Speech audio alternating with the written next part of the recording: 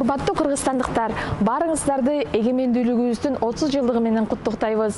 Биз бүгүн Али Токтогунов баштаган Тазалан Кыргызстан челленджин улантууну чечтик. Биз Оштогу Эскимо сунасында турабыз. Бул жакта балдар аянтчасы, парктар бар, велодорожка бар. Ушул жака келип калганда таштандыларды аябай көп байкайбыз. Ошондуктан ушул жерди тазалап, андан сырткары Ак Буранын жээгин дагы тазалайбыз. Анда эмесе биз менен калыңыздар.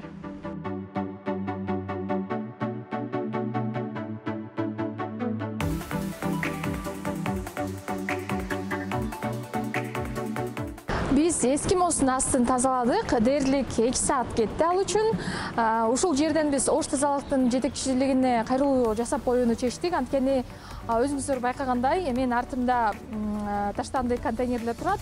Алар көптөн бери алынбагандай таштандылар, ошондуктан сураныч жакын арада алып койсоңуздар, биз дагы чогулткан таштандыларды ушул жакка кошуп койдук. Тазалап кетсеңиздер жакшы болмок.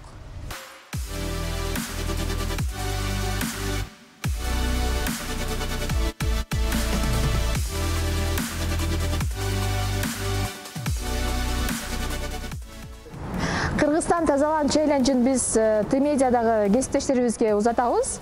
Жашасын эгемен Кыргызстан!